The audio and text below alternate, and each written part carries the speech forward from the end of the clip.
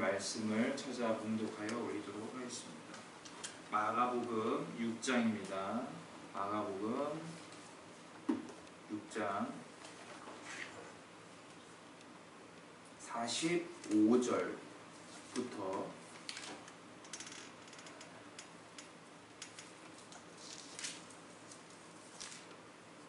52절까지의 말씀입니다. 45절부터 52절까지의 말씀입니다. 저와 여러분이 함께 합독하여 올리도록 하겠습니다.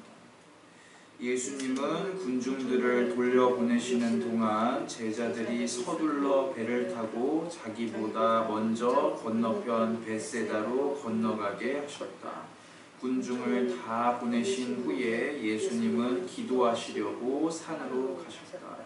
날은 이미 저물었고 제자들이 탄 배는 바다 한가운데에 있었으며 예수님은 혼자 육지에 계셨다.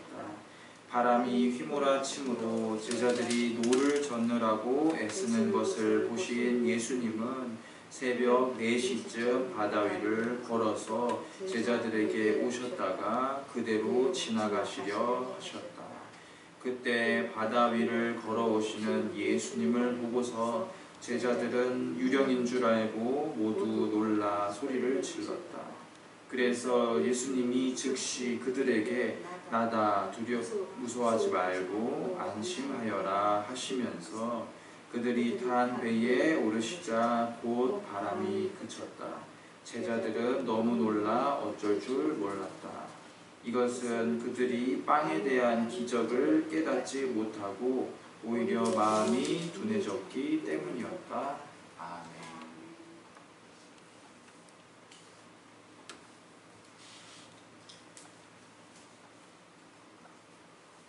말씀을 전하기 전에 저는 개정판으로 준비를 해서 조금 다를 수 있습니다. 그럼에도 문맥상 뜻은 같으니까 그 점을 알아주셨으면 좋을 것 같습니다. 우리 함께 지난주 말씀을 한번 잠깐 떠올려 보도록 하겠습니다. 지난주 말씀은 제자들을 파송하셨을 때의 이야기였죠. 제자들은 파송 이후에 놀라운 기적을 행할 수 있게 되자 예수님에게 돌아와서 자기네들이 행한 놀라운 일들에 대해서 하나하나 보고하였습니다. 그런데 예수님은 이 제자들이 한편으로는 굉장히 기특하시면서도 안타까운 마음이 드셨겠죠. 이 능력이 원래 그들의 것입니까? 아니면 예수님의 것입니까? 예수님이 허락하셨기 때문이죠. 제자들은 인생에서 단 한 번도 경험하기 힘들었던 그런 놀라운 일을 베푸면서도 5,000명 넘게 모인 사람들에 대해서는 무서워하기 시작하죠. 5,000명 이상이 배가 고프게 되니까 제자들은 하나님의 능력을 생각하기보다는 돈을 먼저 생각하기 시작합니다. 그래서 그들은 200데나리온의 돈이라는 감당하기 어려운 금액이 발생하게 되니까 이 사람들을 알아서 해산하도록 합시다 하고 예수님께 부탁을 드렸었죠. 그렇지만 그런 믿음 없는 제자들에게 예수님은 다시 한번 기회를 주셨죠. 여전히 예수님께서는 그들과 함께 그들의 손을 통해서 일하셨습니다. 그래서 예수님께서는 사실상 제자들의 반항기 가득한 그 어린아이 도시락을 보시고서 별 말씀 없이 하나님께 감사의 축도를 드리며 빵을 떼어서 제자들을 통해서 나누어 주셨죠. 그러자 어떤 일이 일어났습니까? 우리의 이성적인 생각으로는 절대로 일어날 수가 없는 일이 벌어졌죠. 성인 한 명을 배부르게 할 수 없었던 어린아이의 조그만한 그 도시락 하나로 남자만 5,000명 이상을 먹였고 심지어 12광줄이나 남았으니까 제자들은 입이 떡하니 벌어졌겠죠. 우리도 그 현장에 있었다면은 예수님이 떼셨던 수많은 광주리의 빵과 물고기를 보면서 아연실색을 했겠죠. 왜 그랬을까요? 능력의 차이가 너무나도 명확하기 때문입니다. 그보다 엄청 무섭죠. 왜 무섭습니까? 이러한 일들을 우리가 지구상 역사에서 단 한 번도 관찰해 본 적이 없는데 예수님은 일상처럼 이런 사람들에게 이러한 일들을 무한히 베푸시고 계시는 것입니다. 우리들이 성경을 읽을 때, 특히 마가복음 강해를 들을 때에 한 가지 기억을 해두면 굉장히 편한 것이 있습니다. 예수님께서 능력을 제자들에게 왜 보여주실까에 대한 답입니다. 자, 이런 답변으로 모든 성경을 하나같이 풀 수는 없겠지만 여태까지 우리가 마가복음을 살펴보면서 알아차렸던 하나의 굳건한 진리가 있죠. 예수님께서 보통 비유로 가르치시고 능력 행하실 때에는 누구의 믿음을 성장시키기 위함입니까? 바로 제자들의 믿음을 성장시키기 위함이셨죠. 그런데 이 믿음은 보통 믿음, 즉 우리가 일상생활 속에서 흔하게 말하는 그런 믿음이 아니죠.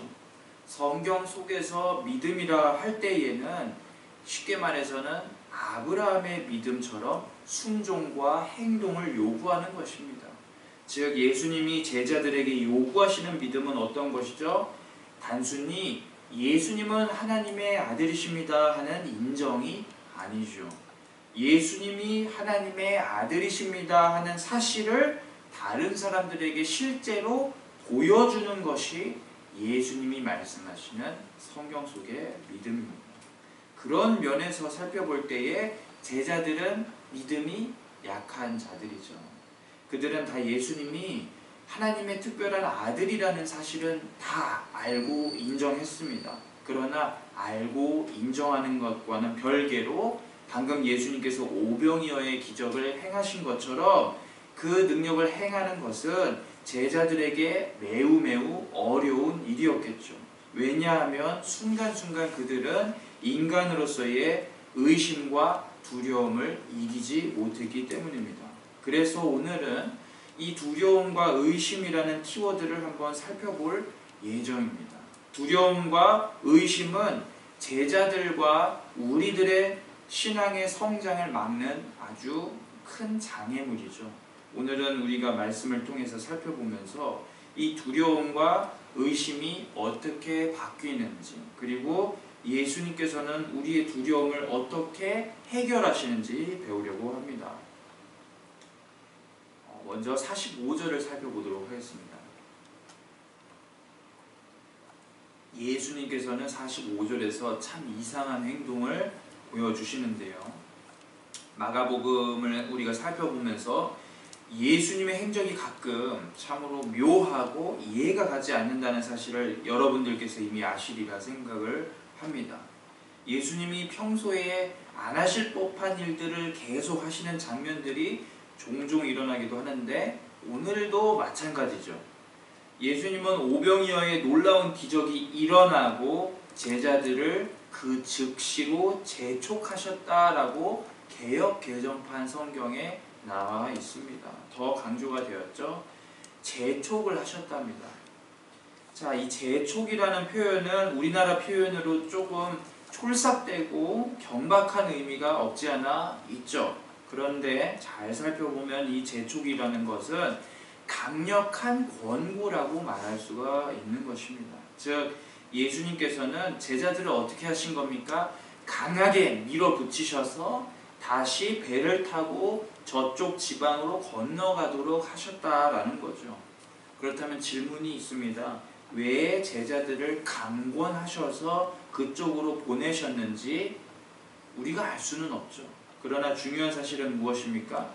예수님의 행동 하나하나에는 모든 것이 다 의미가 있다라는 사실입니다. 제가 처음에 마가복음을 살피기 전에 마가복음이라는 것은 누구랑 누가 머리를 맞대고 기록을 했냐고 말씀을 드렸습니까? 베드로와 요한 마가라는 청년이 함께 머리를 맞대고 쓴 책이다 라고 말씀을 드렸었죠. 베드로도 처음에 이 예수님의 명령에 굉장히 의아했을 것이 분명합니다. 왜냐하면은 남은 사람들을 하나하나 정리하고 쓰레기들을 치우고 그런 일들은 사실 선생님의 일입니까? 제자들의 일입니까? 당연히 제자들의 일이기 때문이죠. 그리고 베드로와 나머지 제자들이 지금 가야 할 곳은 어떤 곳입니까? 베세다라는 지역입니다. 자, 베세다는 베드로에게 매우 특별하고 익숙한 지역입니다. 베드로와 안드레 그리고 빌립의 집이 바로 베세다 지역에 있었기 때문이죠. 베세다라는 지역은 어부의 집이라는 뜻이 있답니다. 즉 어부들과 물고기들이 굉장히 많기 때문에 이런 뜻이 있는 것이겠죠. 그렇다면 한 가지 추측해 볼 수 있는 사실이 있겠죠. 베드로와 안드레, 빌립 이런 사람들은 베세다와 그 주변 지형과 날씨에 대해서 빠삭했을까요? 안 빠삭했을까요? 굉장히 빠삭하게 아는 자들이니까 갈릴리 바다가 특히 밤에는 험하고 어떻게 될지 아무도 모른다는 사실을 알고 있으니까 이 베드로와 안드레와 빌립 세 사람은 아마 예수님의 명령을 처음 들었을 때에 침을 꼴깍 삼켰을지도 모를 일이죠.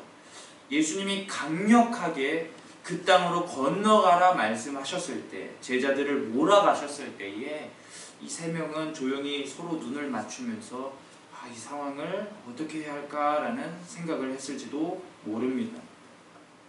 자, 이렇게 베드로와 나머지 11 제자들이 예수님의 강력한 명령 때문에 배를 타게 되었는데 과연 예수님은 왜 제자들을 즉시 재촉하셔서 강권하셔서 보내셨을까요? 말씀을 자세히 살펴보면은 두 가지 가능성이 있습니다. 첫 번째 가능성에 대해서 말씀을 드리겠습니다. 첫 번째는 예수님께서 풍랑이 칠 시간대를 정확히 알고 계시다라는 이유 때문에 재촉하셨을 거라는 입장이 있고, 두 번째는 예수님이 기도하시고 홀로 계신 시간을 가지기 위함이라는 해석이 있습니다. 어떤 게 맞을까요? 한번 말씀을 통해 살펴보도록 하겠습니다. 많은 사람들 그리고 많이 가르치는 사람들은 예수님이 첫 번째 이유 때문에 제자들을 재촉하셨다라고 생각합니다. 이게 뭔가 하면은 예수님이 굉장히 기가 막힌 타이밍에 그들에게 나타나셔서 나는 하나님의 아들이다, 나에게 순종해라 하였다 생각하는 것이죠.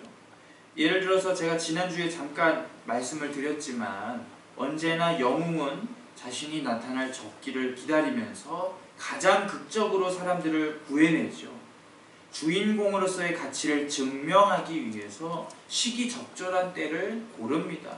그런데 이것은 성경적인 해석일까요? 아니겠죠. 어떠한 이 성경 본문 속에서도 이 예수님의 행적의 이유에 대해서 홀로 주인공이 되시기 위함이라는 말씀이 없기 때문이죠. 그렇다면 두 번째 해석은 어떨까요?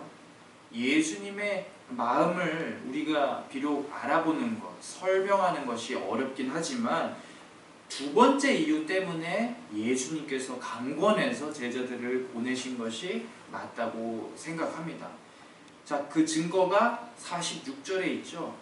46절을 보시길 바랍니다. 46절에서 예수님은 무리와 작별하신 뒤에 기도하러 어디로 올라가십니까? 산으로 가시니라 라고 되어 있습니다. 아니 무슨 기도를 이런 시간에 하는 걸까 하는 궁금증이 들 수도 있겠죠.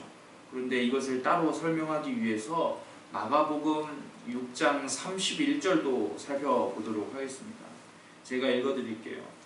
이르시되 너희는 따로 한적한 곳에 와서 잠깐 쉬어라 하시니 이는 오고 가는 사람이 많아서 음식 먹을 겨를도 없습니다. 자, 또 마가복음 1장 35절부터도 제가 읽어드리겠습니다. 1장 35절입니다. 새벽 오히려 미명에 예수께서 일어나 나가 한적한 곳으로 가사 거기서 기도하시더니 제자들이 찾아와 만나서 가로되 주님, 모든 사람들이 다 주님을 찾습니다. 자, 예수님은 사역을 시작하신 이래로 정말로 주무실 만한 시간, 드실 만한 시간도 다 쪼개 가시면서 무리하셨던 것이죠. 자, 그렇지 않았다면은, 예수님의 시간이 굉장히 풍족했더라면은 성경의 기자는 예수님의 바쁨에 대해서 언급하지도 않았을 것입니다. 한마디로 지금 이 말씀들을 보면은 예수님은 어떤 분이십니까? 쉴 틈이라는 것이 전혀 없으신 분이죠. 그래서 하나님과 기도하고 1대1로 대화하는 시간조차도 쉽게 가지지 못하셨으리라 생각을 합니다. 자, 그런데 이게 무슨 중요한 문제냐라고 질문을 던질 수가 있겠죠. 아니, 예수님 자체가 하나님이신데 그 기도하는 시간을 왜 내냐? 뭐가 문제냐라고 물으실 수가 있겠죠. 그런데 아닙니다. 예수님께서 하나님이시니까 문제가 되는 것이죠. 예수님은 어떤 분이셨습니까? 자신의 인생 가운데에서 30년 동안 하나님과 끊임없이 대화하시면서 자신이 이루어야 하는 과업과 십자가 사역에 대해서, 인류의 사랑에 대해서 아버지와 상세하게 이야기했을 것입니다. 그런데 그러한 이야기는 단순히 우리가 생각하기로 회사에서 하는 그런 지루한 회의 같은 것이 아니겠죠. 예수님은 하나님이시죠. 그렇기 때문에 진정한 통합, 진정한 연결에 대해서 그 즐거움을 누구보다도 더 잘 알고 계셨을 것입니다.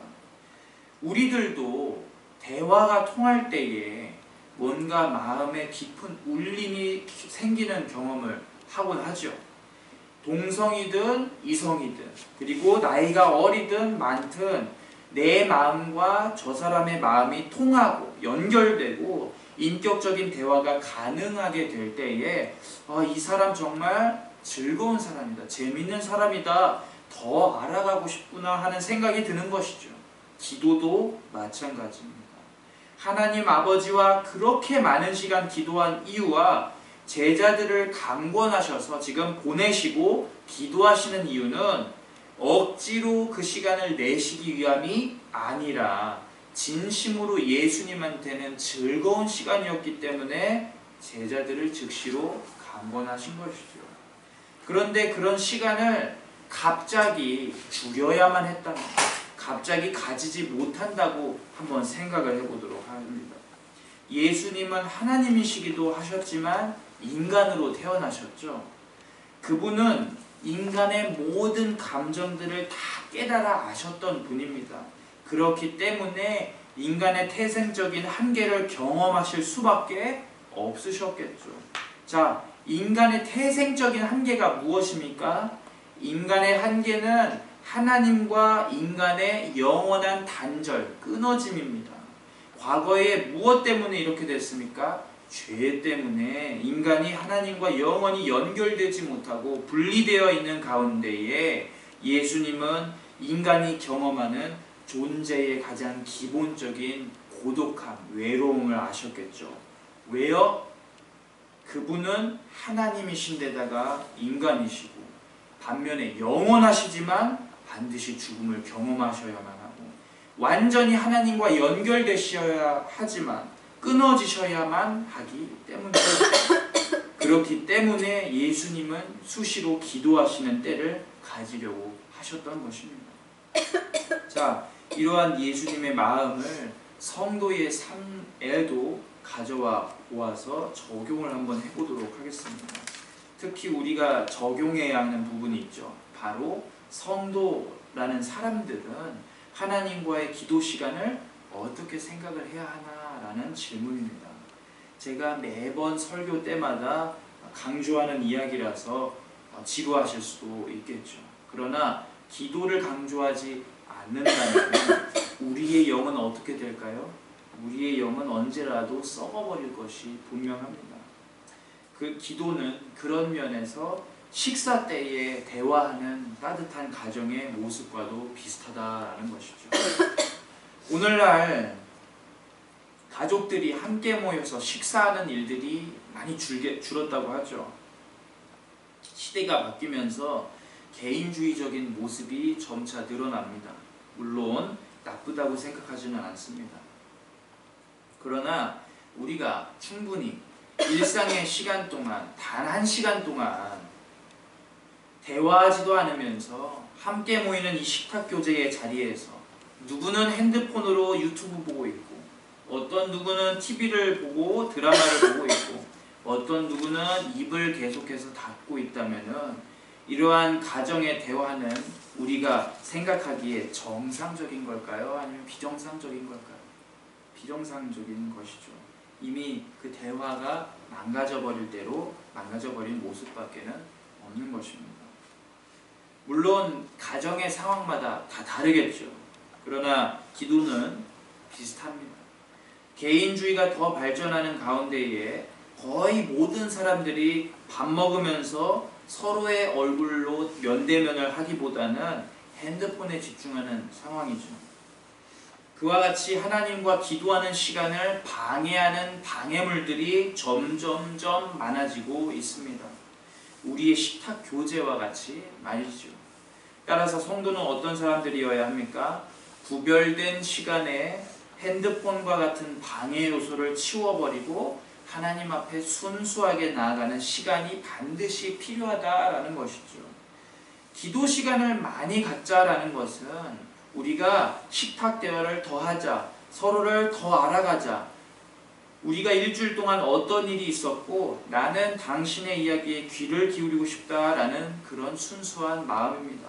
결코 우리에게 있어서 억지로 숙제처럼 부과되어서는 절대 안 된다라는 것이죠. 우리 이렇게 모인 모든 분들은 사실 성경 읽는 일도 기도하시는 일도 다 잘하실 거라 생각합니다. 시간을 내어서 말이죠. 그러나 이 모든 아름다운 세계의 창조자셨던 하나님, 예수님조차 기도 시간을 늘리면 늘리셨지 줄이지는 않으셨다라고 되어 있습니다. 우리도 마찬가지겠죠.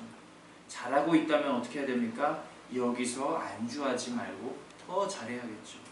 서로 응원이 필요합니까? 응원이 필요하다면 공동체 안에서 서로 힘냅시다 하고 응원해야 할 것입니다. 이 즐거운 하나님과의 1대1 대화를 깨닫게 되면은 우리들은 무적의 공동체가 되겠죠. 왜요? 즐거운 일은 나 자신의 혼자 경험으로만 그치는 것이 아니라 즐거운 일은 서로 간에 점염되기 때문이죠. 여기 있는 모든 분들이 하나님과 1대1 관계에서 더 즐거워지시면 우리 간의 관계도 웃음으로 넘칠 것이 분명합니다. 그것이 바로 하나님이 바라시는 공동체의 진정한 모습이리라 생각이 듭니다. 그런 면에서 기도는 하나님과 나 자신의 1대1 시간이기도 하지만 공동체를 살리는 시간이기도 한 것이죠. 자, 이제 다시 본문으로 돌아와 보도록 하겠습니다. 예수님이 기도하시기 위해서 제자들을 강력하게 보내셨죠. 47절에서 이미 배는 멀어져서 바다 한가운데에 있다라고 말합니다. 예수님은 홀로 무태 계시면서 이러한 광경을 다 지켜보고 계셨죠. 배가 멀어졌다는 뜻은 무엇입니까? 의지할 수 있고 붙잡을 수 있는 육지와 그 사람들의 지혜가 점점 멀어지고 있다는 뜻이겠죠. 그런데 이 상황 속에서 베드로와 어부 친구들이 제일로 걱정하던 일이 빵 터져버리고야 말았습니다. 어떤 일이 벌어졌습니까? 정신없이 갈릴리 바다에 풍랑이 휘몰아치기 시작한 것이죠. 자, 이만하면은 제자들은 진짜로 주님을 원망하면서 부르짖지 않았을까요? 얼마 전에 예수님이 이런 사고를 치셨지 않습니까? 그때도 예수님이 시키셔서 억지로 나가서 이렇게 죽을 뻔했는데 이제는 지켜주시는, 그때 지켜주셨던 예수님도 없으시네, 완전 망했다 하고 그들이 소리를 질렀겠죠. 그런데 배가 육지에 가려고 해도 바람이 계속해서 육지로부터 거슬러 오므로 제자들은 기진맥진할 때까지 노를 저을 수밖에 없었습니다. 그런데 바로 그 시간에 예수님이 어떻게 하십니까? 일어나시죠. 48절에서 주의 깊게 살펴봐야 하는 말씀의 부분이 있습니다. 바로 예수님께서는 이 모든 제자의 일들을 지켜보고 계셨다라는 것입니다. 제자들이 괴롭게 노를 젓는 것을 보시고 사경, 그러니까 개역 개정판에는 사경이라고 되어 있는데 새벽 4시부터 6시까지의 시간 사이에 제자들에게 나아가십니다. 그런데 조금 이상하죠? 예수님이 무엇을 타고 가시고 계십니까? 도대체 어떤 배를 타고 가시죠? 그런 말씀이 없죠. 말씀에 보니까 그냥 예수님은 터프하게 바다 위를 한 걸음 한 걸음 걸어서 가시기 시작하시는 것입니다. 이게 말이나 되는 이야기일까요? 오늘날 우리들은 성경의 놀라운 기적들과 이야기들을 너무 잘 알기 때문에 그 놀라움에 대해서 자주 망각하곤 하죠. 그런데 우리가 이 현장에 있다고 한번 생각해 보길 원합니다. 예수님이 요동치는 그 물결 위에 발바닥을 한번 딱 대시는 그 순간에 물이 어떻게 됩니까? 우리가 걷는 땅과 같이 예수님을 지탱하기 시작하는 것이죠. 이윽고 걸음을 계속해서 걸으실 때마다 바다 아래에 있었던 물고기들이나 생명들은 예수님이 걸어 올라가시는 그 현장을 통해서 무엇을 느꼈을지를 우리가 상상을 해보는 것입니다. 자, 그런데 뭔가 조금 익숙하지 않습니까? 이 현장이 과거에도 한번 일어난 적이 있습니다. 자, 과거에 언제 어떻게 일어난지 한번 생각해 볼까요? 어떤 장면이 기억이 나십니까? 바로 홍해를 건넌 백성들의 모습이죠. 출애굽기를 잠깐 언급해 볼까요? 출애굽기에서는 이스라엘 백성들이 지나친 노동 때문에 괴로워하였을 때에 하나님이 뭐라고 하셨을까요? 출애굽기 3장 7절을 제가 읽어드리겠습니다. 여호와께서 가라사대 내가 애굽에 있는 내 백성의 고통을 정령이 보고 그들이 그 간역자로 인하여 부르짖음을 듣고 그 우고를 알고 이스라엘의 괴로움을 누구보다 잘 지켜보셨던 그들의 주인 하나님께서는 내 백성의 고통을 내가 보았다. 내가 그들의 부르짖음을 들었노라 라고 말씀을 하십니다. 근데 그 하나님께서 직접 나아오시죠. 그 하나님께서 과거에는 이스라엘 백성들을 어떻게 구원하셨습니까? 이스라엘 백성들을 홍해에 쌍벽이 생겨서 그 물 아래로 건너가게 하셨죠. 홍해의 밑바닥을 걷게 하셔서 자기에게로 이끌고 오셨던 백성이 바로 이스라엘 백성이죠. 그런데 과거의 그 구원의 하나님께서는 그 백성들을 이끌어내시는 것보다 물의 바닥을 걷게 하는 것보다 이제는 더욱더 적극적인 방법을 취하고 계시죠. 아예 하나님이신 이분이 어디 위를 걸어오십니까? 물 위를 걸어오고 계시죠. 어떻게요? 제자들에게 다이렉트로 가시죠. 단 한 번의 그런 집중력이 상계되는 그런 문제도 없이 제자들에게 직속으로 가십니다. 바로 이러한 점에서 우리들은 이스라엘을 출애굽하셨던 그 역사 속에 하나님께서 12제자들, 새로운 이스라엘을 상징하는 이 제자들을 살리기 위해서 한눈도 팔지 않으시고 똑바로 그 물 위를 걸어오시는 현장을 보는 것이죠. 그런데 그 구원은 다른 사람들을 위한 것이 아니라 누구만의 것이었죠? 바로 제자들만의 것이었다는 것입니다. 그런데 이러한 예수님의 기쁘신 뜻, 그것을 모르고 제자들은 어떻게 반응하죠?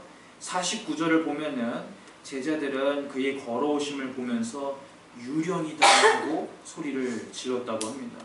저는 이 말씀을 볼 때 너무나도 웃음이 나옵니다. 그들은 진정한 구원자를 무엇으로 착각하는 것이죠? 세상의 헛것, 귀신이라고 생각하는 것이죠. 영생을 주시는 신 하나님을 이미 한번 죽은 경험이 있는 영으로 생각하는 그들의 모습이 너무나도 우리의 모습과 닮아있기에, 우리의 연약함과도 닮아있기에 웃음을 참을 수가 없죠. 제자들은 위대해 보였는데 저 사람들도 우리랑 똑같구나. 그 현장에 우리가 있다고 생각해 보십시오. 우리들은 어떤 마음이 들었을까요? 두려움에 휩싸여서 기절했을지도 모르지요. 제자들과 똑같은 것입니다. 자, 부끄럽지만 제 경험을 한번 이야기해 보도록 하겠습니다. 지난 여름이었습니다. 저는 지난 여름 밤중에 굉장히 안 좋은 꿈을 꾼 직후에 제 창문 너머로 단열 처리하는 그 하얀 비닐을 새벽녘에 본 적이 있습니다. 그때 저는 숨이 완전히 멈춰지고 온몸이 붓는 공포를 경험한 적이 있었죠. 그 시간은 정말로 어두웠기 때문에 저는 그 단열 비닐이 정말로 귀신이라고 생각을 했습니다. 그런데 여러분, 제자들은 어떤 시간에 예수님을 만났다고 합니까? 개역개정판에서는 사경이라고 합니다. 새벽 4시부터 6시, 즉 6시가 다 되어가지요. 오늘 말씀에서는 새벽 6시라고 되어 있습니다.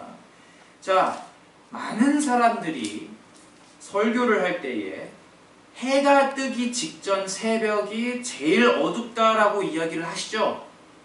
다 근거 없는 헛소리입니다. 여러분들이 이미 아시죠? 동트기 직전이 여러분들이 나가보시면은 이건 좀 오바지만 대낮이라고 생각할 정도로 환하지 않습니까?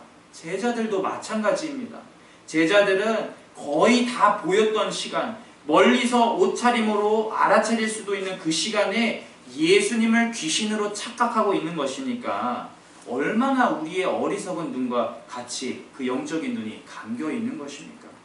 그러나 여러분, 이러한 제자들이라 할지라도 예수님은 그들을 구원하시죠. 이 제자들에게 임한 구원의 은혜가 똑같이 우리에게도 임한다는 사실을 우리가 깨달았으면 좋겠습니다. 제자들은 놀라서 비명을 질렀죠. 왜냐하면은 죽음을 상징하는 귀신이 자신들에게 똑바로 나와왔기 때문입니다. 그러나 알고 보니까 그분은 누구시죠? 구원자 예수. 과거에 이스라엘 백성의 고난을 들으셨고 그들을 출애굽시키셨고 홍해를 건너게 하신 하나님이죠. 그런데 그분께서 제자들을 향해서 어떻게 말씀하십니까? 50절입니다. 저희가 다 예수를 보고 놀랍니다. 이에 예수께서 곧 더불어 말씀하여 가라사대 안심하라 나니 두려워 말라 하시고, 이스라엘의 구원자이시며 모든 나라의 왕이시고 신들 가운데 신이신 하나님께서는 제자들과 우리를 향해서 어떻게 말씀하시죠? 두려워하지 말아라. 나다라고 안심시키는 분이라는 사실을 깨달았으면 좋겠습니다. 여러분, 성경을 읽다 보면은 많은 신들을 접할 때가 있죠. 옛날의 신화들과 우상을 예배하는 종교의 관습들을 살펴보면은 그 신들은 항상 인간의 두려움을 먹고 자랐습니다. 자, 그 두려움을 최대한 강조하기 위해서 살아있는 인간의 심장을 빼내기도 하고, 하나님께서 그토록 진노하셨던 몰록 종교와 같이 자녀들을 불태우기도 하였죠. 그들의 신화 속에서 항상 신은 어떤 존재입니까? 두렵기만 한 존재이고 인간의 희생 없이는 만나주지 않는 비인격적인 신이죠. 그러나 이 성경 속에 나타나는 우리 하나님은 어떤 분이십니까? 생각해보면은 그분만큼 두렵지만 사랑스러운 분이 이 세상에 없죠. 그분만큼 배려하시는 신도 없습니다.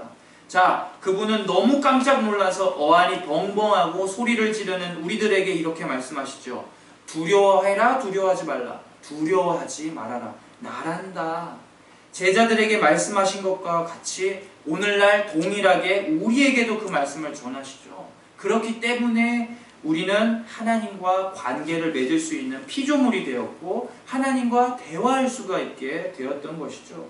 우리 하나님은 두려움만을 선포하시며 인간의 두려움만을 먹고 사시는 존재가 아니라 무엇보다 인간이 평온하시길 바라시며 그들이 온전한 영적인 눈으로 하나님과 통하는, 관계하길 원하는 특별한 하나님이라는 것이죠.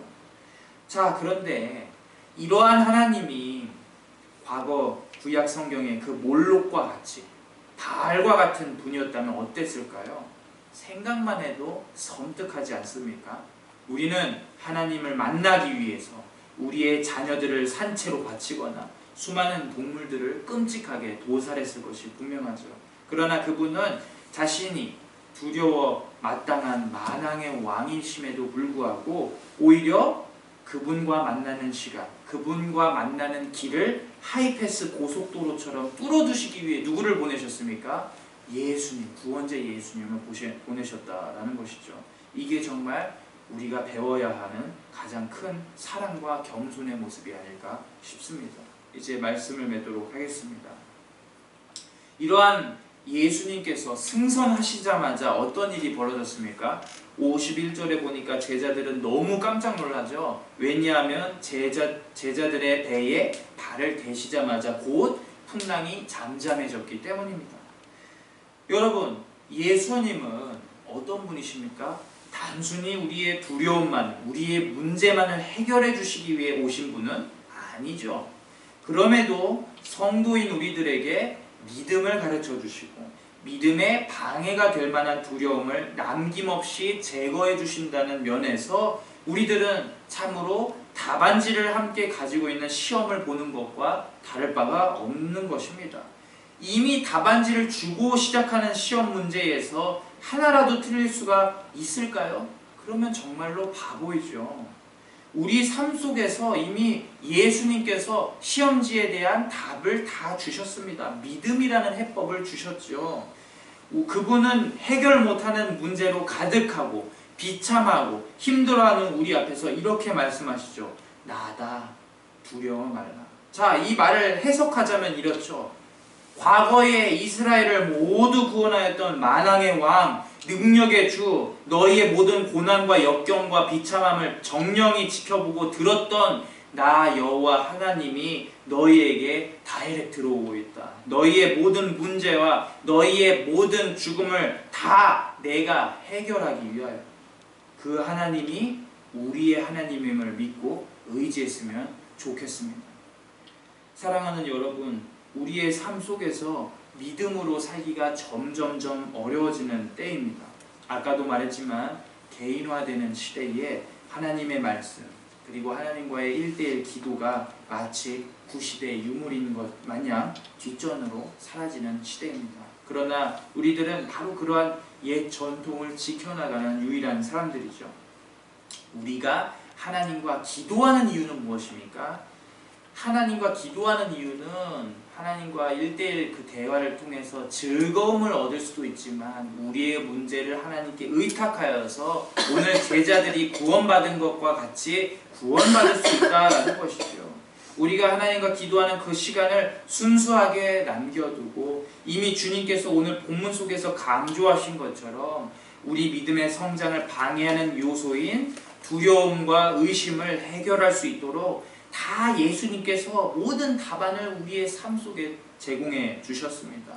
우리들은 그 예수님을 의지하며 살아가고 그저 예수님이 하나님의 아들이시다라는 사실을 아는 것에 그치는 것이 아니라 이러한 진리를 행함으로 세상 사람들에게 보여주는 자들이 될 수 있게 해달라고 하나님께 간절히 마음 모아 기도하는 믿음의 그리스도인들이 되시길 주님의 이름으로 권면합니다. 이 시간 우리 함께 기도하겠습니다. 우리의 주님은 보여주시기 위해서 물 위를 걸으신 것이 아니셨죠. 제자들에게 메시지를 건네고 싶으셨습니다. 너희의 문제를 해결하는 자는 누구인가? 바로 구약 성경 속에서 홍해 바닥을 걷도록 인도하셨고 이끄셨던 너희 하나님 여호와다. 그런데 그 여호와 하나님이 지금 더 적극적으로 너희를 구하시기 위해 오고 있다라고 메시지를 주시죠. 그런데 이러한 메시지가 감사하게도 우리들에게도 반복된다라는 것입니다. 참으로 감사하지 않습니까? 우리의 하나님께서는 우리의 모든 괴로움과 현실, 장애물, 두려움을 다 아십니다.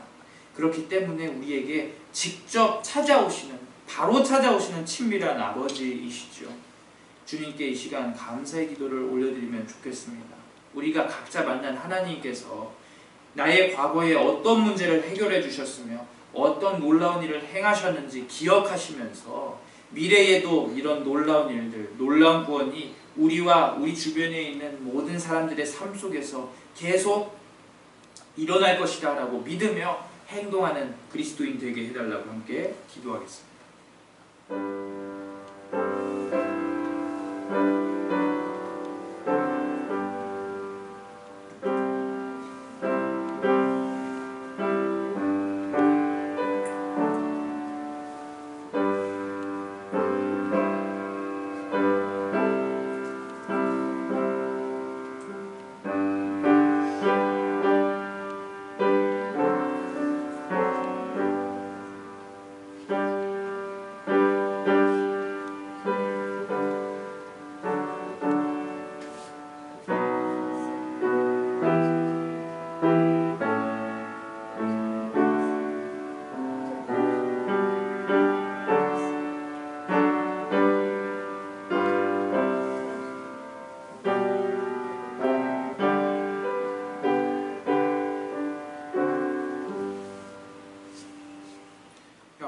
감사합니다. 우리에게 기도할 수 있는 시간을 허락하여 주심에 감사합니다.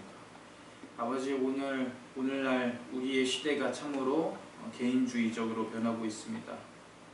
그에 따라 하나님께 기도하는 시간도 따로 내지 않는 우리의 모습을 보고 있습니다. 그러나 예수님께서는 하나님이신데도 불구하고 아버지와 연결되어 있는 그 시간을 또 따로 내시기 위해서 노력하셨습니다. 우리도 예수님을 따라 성도가 되고 제자들이 되는 사람들이므로 주님을 따라서 기도하는 자들이 되길 원합니다. 아버지, 우리의 현실의 두려움과 막막함이 삶 속에 있음을 고백합니다. 우리의 힘으로는 해결할 수가 없습니다. 그러나 잘 보면은 새벽이 밝아오는 그 시간에 우리가 기진맥진하여 이제는 젖고 있는 그 노를 포기할 때가 왔을 때에 예수님이 우리에게 직접 다가오심을 깨닫습니다. 우리가 이러한 든든한 원군이 나의 가장 큰 뒷배경이라는 사실을 깨닫게 해주시고 우리들이 담대하게 세상 속에서 힘내서 살아가게 해주시기를 간절히 원하며 이 모든 기도의 내용 살아계신 예수님의 이름으로 기도 올려 드리옵나이다. 아멘.